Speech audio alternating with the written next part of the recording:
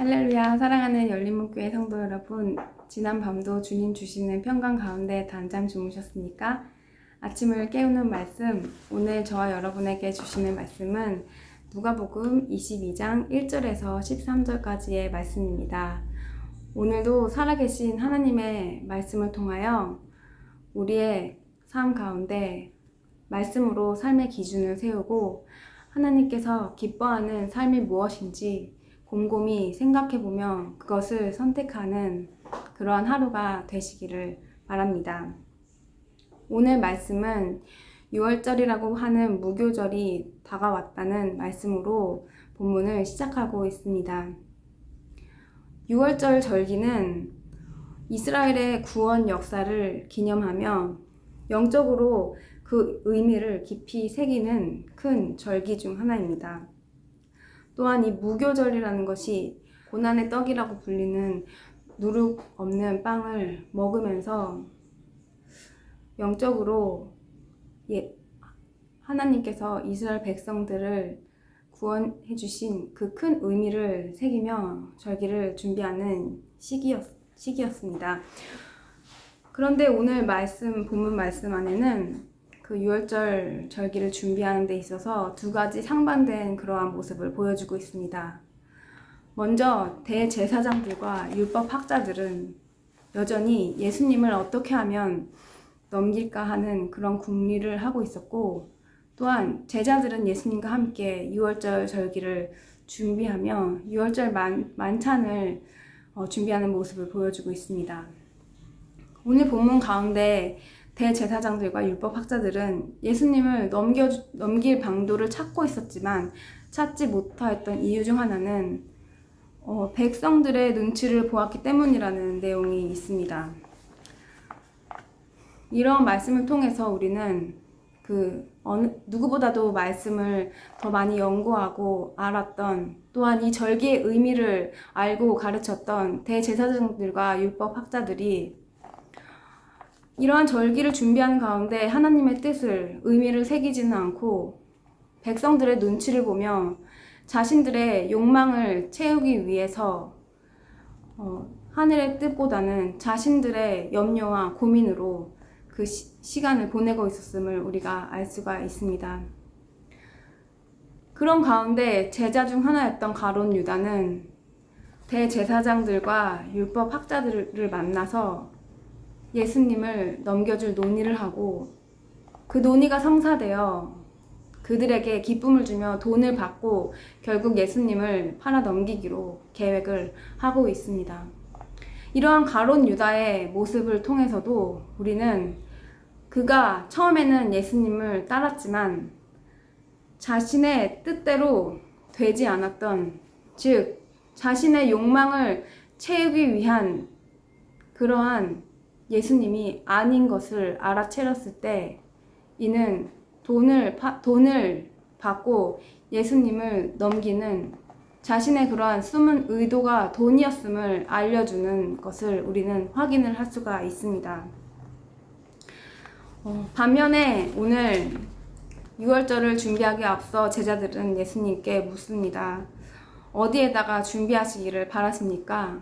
그랬을 때 예수님께서는 이미 준비된 곳이 어디인지, 어떤 사람을 만나서 어떻게 그 장소를 찾을지에 대해서 명하시고, 예수님의 말씀대로 순종하며 행했을 때 이미 준비되어진 곳을 발견하게 되는 그러한 순종을 통한 말씀이 성취되는 것을 이 6월절 만찬을 준비하는 가운데서도 체험했을 것입니다. 마치 예수님께서 예루살렘 성에 들어가시기 전에 나귀를 구할 때도 예수님께서 가서 나귀 새끼가 어디에 있는지 알려주시고 그 새끼를 가져올 때 어떻게 하라고 명령하신 대로 제자들이 순종하였을 때 주께서 쓰시겠다고 하라고 예수님께서 말씀하신 것을 그대로 순종하며 따랐을 때 그 준비되어진 나귀 새끼를 가져올 수 있었던 모습과 같은 맥락이 아닌가 싶습니다. 이렇게 그 마음 가운데 자신의 숨은 의도를 가지고 이렇게 6월절을 준비하는 모습 가운데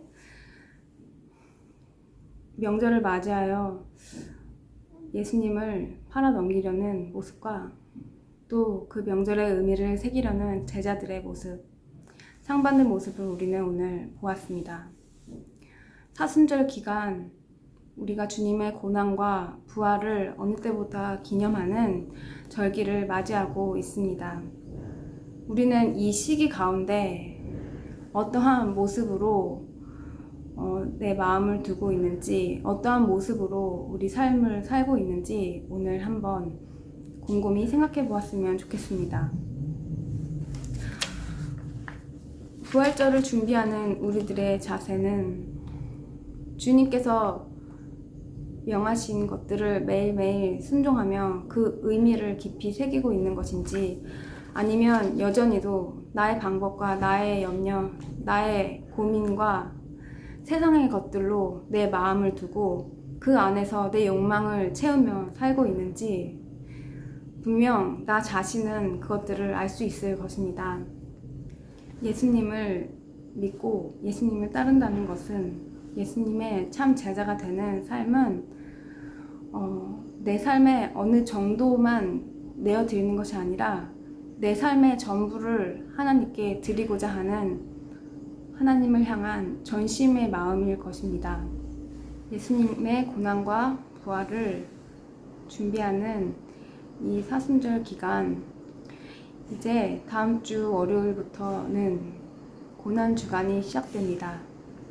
예수님의 십자가의 사랑과 은혜가 나의 삶 속에는 어떠한 부분을 차지하고 있는지, 나는 내 삶의 전부를 하나님을 향해 향하고 있는지 한번 곰곰이 생각해 보시며 주님의 고난을 묵상하며 그 고난에 같이 동참하는 의미에서 내 자신의 욕망을 내려놓고 부인하며 하나님께로 마음을 더욱 힘써 복종함으로 맞추는 우리 열린문교회 성도님들 또한 저의 모습이 되기를 간절히 바랍니다.